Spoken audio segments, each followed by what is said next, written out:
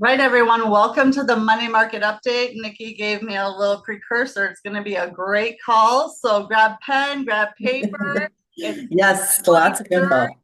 Let's go. All right. So welcome, welcome, welcome. So, interestingly enough, we are seeing a great and awesome boost to mortgage interest rates today, as a result of the conflict overseas and the bombing that happened, not as a direct result of that, but the lack of response from Iran right now is actually helping the markets, and everybody's kind of just taking a calm measure on it. We expect to see a lot of volatility this week, but experts are telling us that it's going to start to push down more and more on those mortgage interest rates. So if you take a look at it today, we are up by 25 basis points, which means at this level right here, you can see mortgage interest rates are the lowest they've been in at least the last 30 days.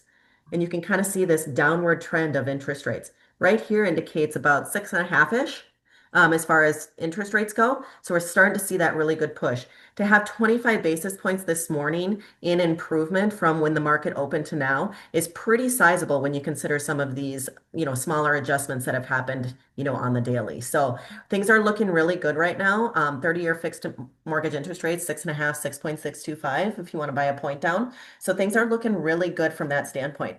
As we see Iran respond to the bombings that the US did on the nuclear facilities, that's when we'll start to see this volatility in the market. And we're talking probably a lot of volatility on the daily basis. So if you are have clients who are currently in a purchase agreement or waiting to close or doing whatever, talk to them today. Say, hey, where are you at? Have you locked your interest rate in? Have you talked to your lender about the volatility that's coming in the market in the next week, week and a half?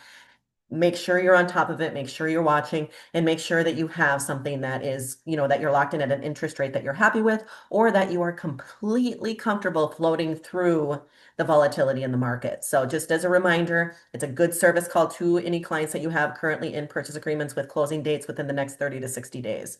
That would be my recommendation today. All right, so let's talk about, on the flip side, let's talk about property taxes. So DeSantis is really, who is the governor in Florida, is really starting to push for no property tax in the state of Florida. His argument is that you purchase a home, you pay for it for 30 years, and no matter what, you're still paying property taxes. So you don't ever really own that home and the land under it. You're basically just renting it from the government. And he really wants to get rid of those property taxes. So what does that mean for Florida? But what does that mean in comparison to the rest of the nation as far as property taxes, how much is collected, and what that looks like? So I did a little research on property taxes and which states have the highest percentage of collected property tax, which states have the lowest percentage of collected property taxes. And then I also am going to talk about Minnesota, Arizona, and Florida in comparison to how much actual revenue is generated on the state level and then on the local level. That's very important because if you think about DeSantis and the governor, having ruling the governor in Florida, is he talking about the state property taxes or is he talking about the local property taxes that he wants to get rid of? And there's a distinct difference between the two as far as how much revenue is generated for those. Now, he's talking about residential single family primary residences. That's what he wants to get rid of property tax for. I'm going to be talking about property taxes as a whole for residential property taxes, not corporations, not businesses, not Disney World, not, things of that nature that bring in a lot of tax revenue for the state of Florida, but just kind of how does that compare to everything else? So it's just kind of some interesting information as we kind of um, follow that decision that he's trying to make and get pushed through the state. So right now, the top three states with the highest property tax rates. And when I say this, this is percentage in comparison to home values. So number one is New Jersey, 1.89% per year of the home's value, of the assessed value is given to property taxes. New Hampshire comes in at number two at 1.86. And believe it or not, Texas comes in at number three at 1.81. Now, interestingly enough, in Texas, historically, the actual cost of your home is lower, but your property taxes are much higher. So, for example, just as a comparison, a home that's in Texas that's $400,000 would probably be about 650 to 700 in the state of Minnesota. So the actual cost of that home is a lot cheaper, but in comparison, your property taxes are pretty high. Higher rankings just in the Midwest area are going to be Nebraska, Wisconsin, Illinois, and Connecticut, all around 1.7%. So definitely some Midwest states there coming in as far as higher property taxes. On average in the state of Minnesota, it's 1.25. In the state of Arizona, it's about 0.85. And in Florida, it's, usually about one-ish, right around that amount. Florida is very, very, very diverse from a property tax standpoint because depending on where you are in Florida, that you could have a tax rate that's higher or extremely low. So for example, in and around Disney World, in that area, in the Orlando area, those property taxes are actually higher than other parts of the state because they are also, even though Disney World's supporting a lot of consumerism around there, they still collect a lot of property taxes for being in that area. States with the lowest property taxes rates per year. Hawaii, believe it or not, 0.27. So expensive homes in Hawaii, but you're not paying that much for property taxes. Number two, Alabama, 0.39. And then Colorado, 0.49 to 0.52, which is also surprising because Colorado, just like Hawaii, higher property cost, lower, property tax. Also coming in at Nevada, Louisiana, South Carolina, Utah, Delaware, West Virginia, and Arizona rank among the lowest. So those are all under zero point 0.1 or all under 0.85 as far as property tax rates. So when I talk about property tax rates, I'm talking about what is collected from a local standpoint, either city or county, and also a state level. So those are all combined and then giving you the average percentages of what that is. As far as nationwide goes, the research is a little bit tough to get behind as far as like what the average property tax rate is for a single family home, but they're averaging somewhere around 2869 per year. So you can kind of see, and that has to do with, what is the average cost of a home? What is it, and there's a lot of data that goes into it. So the accuracy of that $2,700 number or 2689 number is relatively okay. I mean, it's the best guess we can get, but there isn't really a way to calculate averages just because it is so different. Also, so if we talk about total tax collected, so in the state of Minnesota, for example, across the state collected in 2024 was $12.3 billion in taxes. That was the local level at 11.58 billion and the state level at 0.718 billion. So those two together make up that $12.3 billion. That's what's collected in the state of Minnesota on property tax on a yearly basis, and then is divvied out depending on where the assessments are, school levies, things of that nature, where those things are appropriated. So it's really interesting to think about. So if you think about Minnesota at 12.3, you look at, let's see here. I want to find it here. Arizona, in comparison from 12.3, Arizona's 8.51 billion. So drastically lower by about $4 billion. Only 716 million going to the state. Otherwise, the 7.8 billion goes to local jurisdictions, counties, cities, schools, things of that nature. So the state does collect a certain portion of that. And then as far as Florida goes, Florida is going to come in at, believe it or not, so remember 12 billion for Minnesota, 8.5 billion for Arizona, $50.54 billion is collected every year in the state of Florida for property taxes. And this includes the state level getting only 452 million of that. The rest is set out to cities, local jurisdictions, things of that nature. So if you think about the economic impact, if DeSantis is able to get this, law passed or this put through, $50 billion in a hit to their local government or to their funds. So what the question then becomes is DeSantis saying there's no state property tax, or is he saying, hey, you can't rely on local property tax either? So if you think about just the state, that's $452 million. Okay, great. You spread that out. That's a break in your property taxes, but is he going to be able to also say you can't charge from a local level as well? And is that up to him?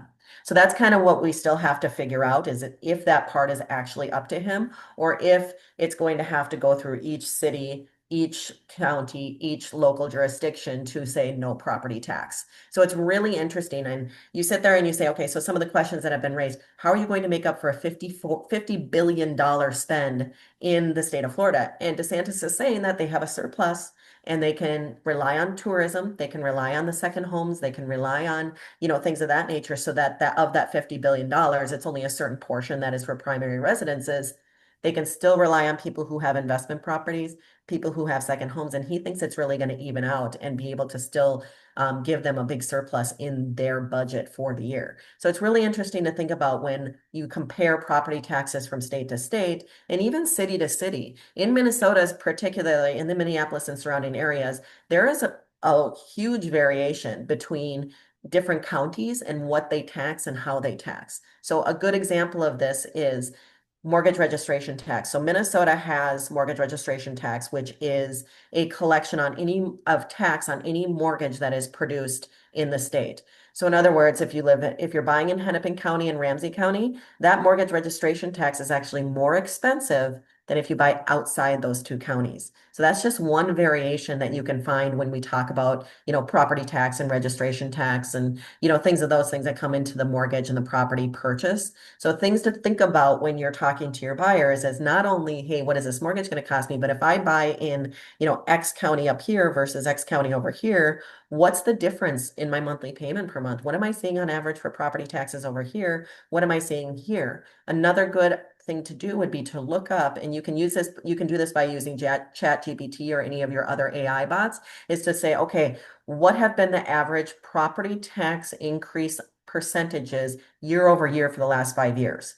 That's important, especially for a first-time home buyer, where although their mortgage payment, their principal and interest is going to stay steady throughout the whole time, it'd be important for them to know how have taxes gone up in the last 3 to 5 years so that they can understand what's going to affect their mortgage payment in the future. So just some things to think about. Not only is it interesting to talk about, which places have lower property tax, what's going to be happening in Florida, but how does that affect your buyers, in the competition and in choosing which home they want to buy and where they want to buy. Oh my gosh, yes, so much good information. And I love it because again, it's this holistic view. And so now when you're talking with your buyers, and Nikki can help you with this, like I'm in Minnesota, I know the difference between Hennepin and Wright and Ramsey and know all of it. But do I have that conversation at a high level, even though I know they only want to be 5 minutes from work and it's right there, maybe in Hennepin County, it's going to be higher. um, Peel back the blinders and at least let them know that it'll put you as the expert. Maybe not many agents are coming to them, are talking about that. These are great talking points for social media. I mean, all of it. So really, really think about that, is just providing and adding extra value. And Nikki, this was, yeah, just like you said, jam-packed, amazing Yes. call. Yeah, when you said the 50.54 billion, I was like, whoa. But then Yes. you think about it. So if you were to like take the piece of the pie of what's actual primary residential versus everything else, that makes a little bit more sense. But It does. yeah. It does. But if you think about it, I mean, that amount of tax collection is drastically more Mm-hmm. than Minnesota and Arizona, even combined. And so if you think about that, that's a huge budget. So it'll be interesting to see how that kind of unfolds in Florida and to see, like, let's say it works in Florida. Let's say they do it and it works and everything's great. Will there be other states that will tend to follow after that? Yeah, because you said it usually starts on the coast and kind of comes in. Yep, So comes right in. Yep. Minnesota's a little bit right in the middle. So we'll just Yes. kind of watch and see what happens. But that's why anyone watching this on YouTube, listening on the podcast on Workplace, you got to get here because Nikki will keep us up to date of everything that's happening with Iran and with Florida and with this stuff. So you bring stuff that I'm not always seeing in the media, or the way that you come about it. It's just so important for agents to be in the know, especially now more than ever with so much uncertainty and just not knowing what you don't know. I love your peace of mind. I love your consistency and how you show up and bring us. So what now? What can we do? What is coming? this happened, now that. So appreciate you so much. Absolutely. And just a reminder, call your buyers. If you have buyers that are currently under contract or coming in under contract, call them and talk to them about, have you locked in? Talk to your lender. There's going to be a lot of volatility this week. Lock in if you can. Do what you feel comfortable. Have the conversation. Those are important value pieces for anyone that's in the market right now that is floating an interest rate or is looking at purchasing or even has an offer out there. Hey, when we get this offer signed, make sure you check with your lender right away to see if it's a good idea to lock in. Yeah. What would you say about buyers that are on the fence that now are like, no? It depends on their reasoning for being on the fence. I mean, I've said this time and time again, no matter what market we're in, people need to transact. So we're focusing on those that need to, not necessarily those that want to. Got And it. so people that need to transact, they're going to transact. The people that are on the fence and are saying, nah, maybe now is not the right time, they're going to hold off for another 6 months, I would imagine. Okay. It's not to say until they find the right one, or they're going to slow roll it, and then once they find the right property, then they're going to be more apt to transact in that capacity. I do have people that have been on the fence for about a little over a year now. I think in the last week, it's been really weird because I've gotten contacted by 4 to 5 people that were on the fence for quite some time and then are coming around and saying, "Hey, I just found this property. Hey, I just found this property," and kind of wanting to put together some options and even make offers, which is different from what I've been seeing in the past 2 to 3 months. Makes sense. So, Yeah, and like you said, pull up your phone. I love when you pull up your phone and you show yeah, the little check marks.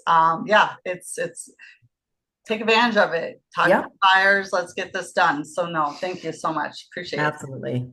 Good. All right. Well, next week it'll be you and Carrie. I will not be on the call, but we will still be having it, and I'll be watching. Or if I can't get it live because I'll be on a plane, I will definitely watch the replay. Thank you so much. I'll drop Nikki's information in the comments. Reach out to her. If you need help at all, we're here and happy to help. And yeah, till next All time. right, Have a great one. all right, you too. Bye-bye.